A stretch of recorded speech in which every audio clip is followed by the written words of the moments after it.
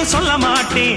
அங்கங்கே பசி எடுத்தா பலகாரம், அளவு சாப்பாடு ஒரு நேரம்.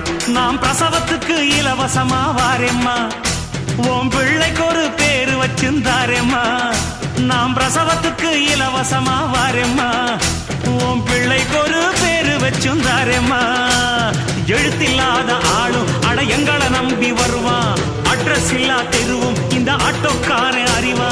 இறக்கமுள்ள மனசுக்காரண்டா, நான் ஏழைக்கெல்லாம் சொந்தக்காரண்டா, நான் எப்பொழுதும் ஏழைக்கெல்லாம் சொந்தக்காரண்டா.